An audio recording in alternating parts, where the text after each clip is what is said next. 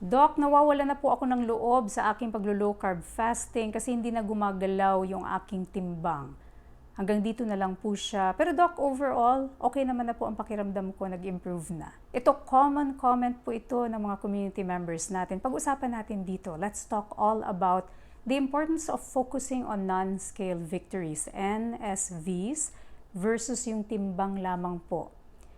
Ito po si Dr. Iris, Filipino-Canadian medical doctor, tumutulong sa mga kababayan po natin. Ako po ay isang doktor na nakabase dito sa Vancouver, Canada, pero ang atin pong tinutulungan ay mga kababayan natin worldwide through the low-carb fasting lifestyle. And we also talk about holistic wellness aspects, emotional wellness, meron din tayong pagla-level up sa iba't ibang aspeto ng buhay, kasama rin dyan ang mindset and also wealth, level up wealth. Lahat ng mga resources ko po matatagpuan sa levelupwithdriris.com. Libre po ang mga yan, pati yung mga public service Zoom meets ko ay libre. Kailangan lang nating mag-register. Click the link, check our emails, and ma-access natin yung mga resources na yan. So back to the question of weight loss stalls. I actually did an extensive video about weight loss stalls. Panoorin po natin dyan. Pero specifically in this video, I want to talk to you about the thing that you should focus on more than the weight. And ito po yung NSVs, non-scale victories. Ano bang ibig sabihin niya? Non-scale. So, hindi nakabase doon sa timbangan. Pero victory pa rin siya kasi wagi, win pa rin. And ito yung mga bagay-bagay that happen to us that are independent of yung pagbabago ng ating timbang sa weighing scale. Ano-ano nga ba yung mga bagay na yan? Well, number one for me, dahil ako po ay science-based, is objective parameters improvement. Pagka tinignan ninyo ang inyong laboratory na dati ay mataas ang inyong asukal, dati mataas yung cholesterol or whatever, na mga lifestyle-related medical condition na merong mga abnormal value sa inyong labs, tapos ngayon, sa paglo-low carb at fasting, after giving it adequate time, nagpa-lab kayo, nakita ninyo nag-improve na, nag-normalize na, then that is a very important non-scale victory. Even po yung mga transient increases sa cholesterol, for example, which is expected. And again, I talked about that in this video. Panoorin po yan. Even that over time, if you track yung inyong laboratory, gagawin ninyo every 3 months and track it for like a year or 2, mapapansin na mag-i-improve din yan. So, yung mga objective parameters improvement is a very important non-scale victory po. Number 2, pagkakaroon ng more energy. Sa lifestyle na ito, because we transition from burning sugar to fat, ang nangyayari po ay we are already using a more efficient fuel. And when we are fat burners, we tend to have more energy compared sa mga sugar burners na laging gutom, laging sluggish, laging parang, magka-crash kapag ang sugar ay bumabagsak na tapos magugutom ulit. Tayo po hindi. Ang mga fat burners are using a more efficient fuel kasi mas maraming enerhiya. More energy yield ang fat. So imagine for 1 gram, it gives you 9 calories yield compared to carbohydrates and proteins na 4 calories po lang per 1 gram. So you're really running on a more efficient fuel, mas more energy po kayo, and so that's a very important non-scale victory. Ikatlo po, mental clarity. Nawawala na kasi yung fogginess natin dahil yun nga, pag hindi ka na kasi sugar addict, wala na yung mga spikes and crash, mga withdrawal na yan, spikes and crash. And you're using, again, this cleaner fuel. So, mental clarity. You have the capacity to focus more. Hindi ka na yung parang, parang foggy all the time.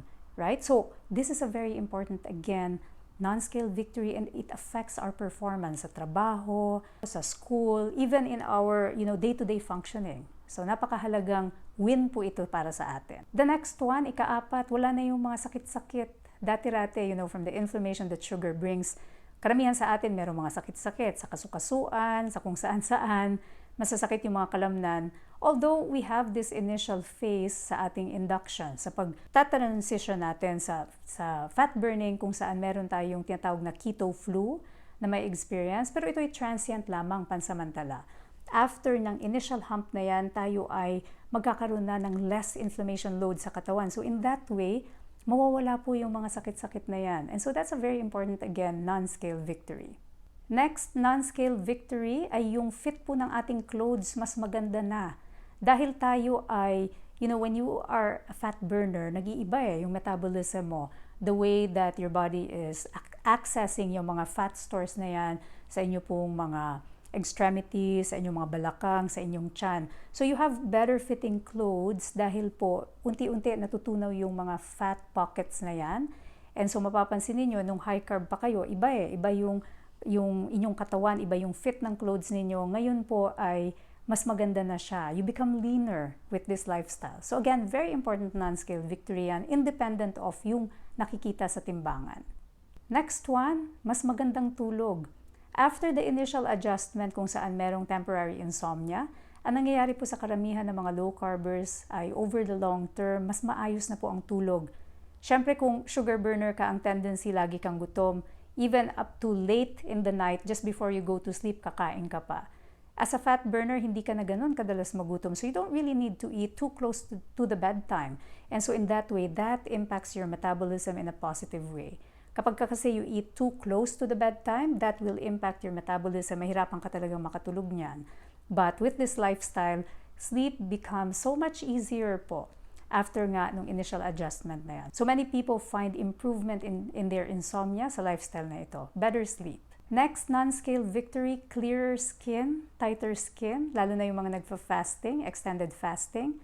Ito po ay napakahalaga dahil karamihan nga ng mga skin conditions can also be caused by yung inflammatory effects ng sugar. So yung mga breakouts, yung mga eczema, although not all cases will respond to low carb, pero marami po sa mga meron itong skin conditions na ito ay makakapansin ng pag-clear up. It's because of that less sugar load. So again, another important non-scale victory na makikita po natin pag tayo ay patuloy sa lifestyle na ito. The next one, dahil po syempre may overall improvement na, wala na yung mga sakit-sakit, nakakatulog na kayo mas maayos, you have better skin. So a lot of people will also notice improvement in their moods.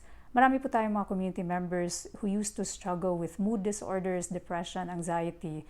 Mapapansin na with all the non-scale victories that the lifestyle brings to them, ang nangyayari is nagkakaroon din ng improvement ng mood. Not to mention yung panunumbalik ng confidence po, Kasi with yourself, being able to control yourself now better, kasi hindi na kayo dependent sa sugar, hindi na kayo nakaka-experience ng mga sudden, spikes and then crash, tapos sugar addiction, yung better control na yan, ay nakaka-boost yan ng confidence, nakakatulong sa mood disorder. So again, very important non-scale victory, yung stabilization ng mood. Next one, very important again, less hunger. Hindi na tayo ganun kadalas magutom, syempre.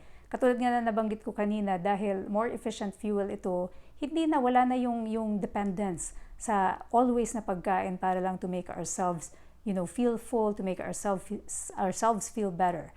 So, wala na po yung constant hunger na nararamdaman natin when we used to burn sugar as the main fuel ng katawan natin. So again, another important non-scale victory, hindi na tayo ganun kadalas nagugutom. And finally, just the entire shift sa ating paningin at relationship with food. Kung dati-rati ang food ay parang, isang bagay na kinagigiltihan natin na, we enjoy it mindlessly tapos magigilty tayo pag naparami ang kain kasi alam natin na hindi siya healthy for us. This time with eating the proper food, the right food na alam nating nakaka-nourish sa katawan natin. So, for example, in this lifestyle, we always advocate for eating whole foods, unprocessed foods, as much as possible, walang mga preservatives, galing talaga sa mga tunay na nutrient-dense na pagkain in their most natural form. Ang nangyayari is we start having this shift ng relationship natin. We view food as nourishment. Isa siyang bagay to look forward to. Yung ating mga meal times, hindi na tayo kasing dalas kumakain. So that 1 or 2 meals that we have a day is really a celebration of nourishment.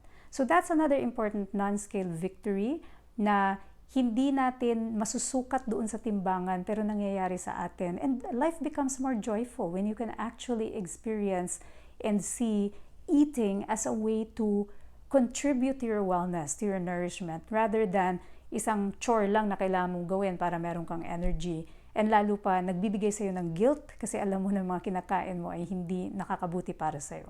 This time, nababago yung relationship mo talaga with food and it becomes a celebration of life instead.